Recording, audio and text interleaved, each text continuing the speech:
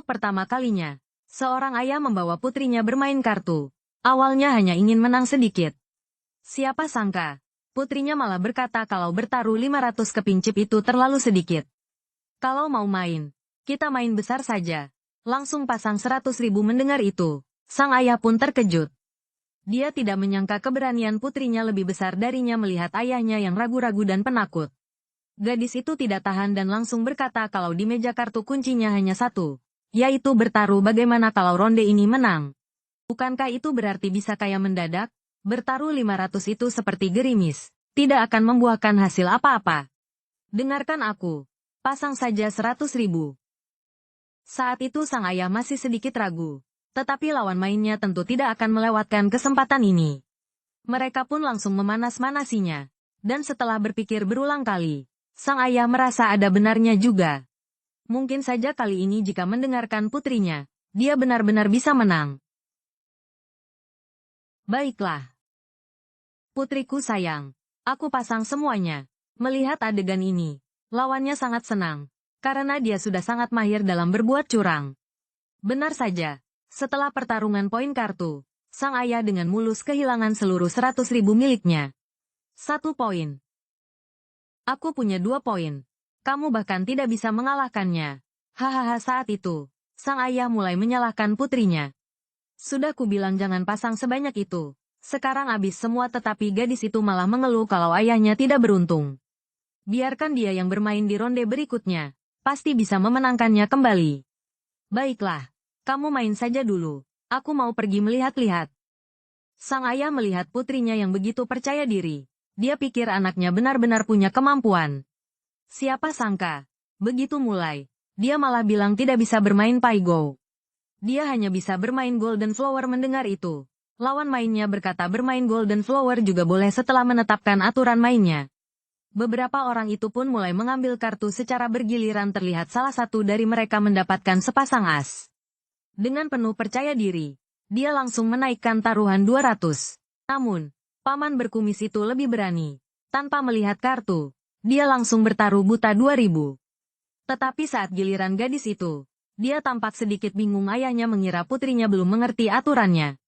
Kamu boleh lihat kartumu atau bertaruh buta. Tapi kalau sudah dilihat, taruhannya harus 2 kali lipat dari taruhan buta.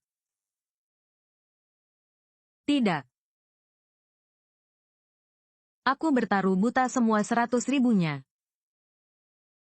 Melihat hal itu, ayahnya panik dan mengeluh kalau Golden Flower tidak dimainkan seperti ini.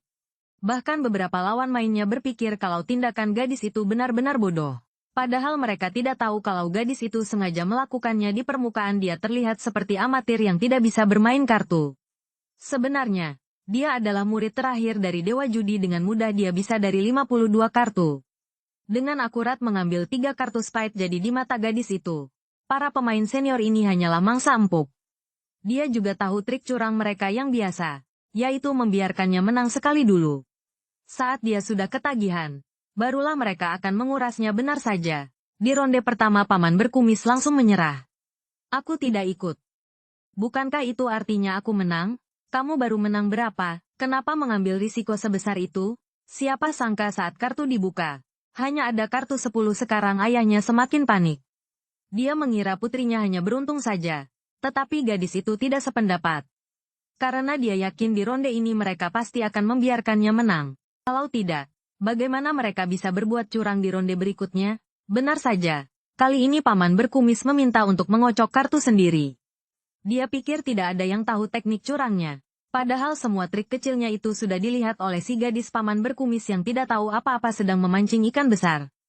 Dia bertaruh buta 500. 2 pemain lainnya pun mengikutinya. Semua ikut taruhan buta. Kalau begitu aku juga ikut. Masih dengan taruhan buta semuanya. Melihat hal itu, ayahnya sangat marah sampai menghentakkan kaki tapi si gadis berkata kalau ini adalah cara yang tidak biasa. Kalau mereka tidak ikut, bukankah dia akan menang beberapa ratus lagi? Namun, paman berkumis merasa sudah memahami cara bertaruh si gadis. Ditambah lagi dia sangat percaya diri dengan trik curangnya. Dia langsung mempertaruhkan semuanya tapi gadis itu sama sekali tidak tertarik dengan uang segitu. Jadi dia pun berpura-pura ingin membuka kartu seperti yang sudah diduga.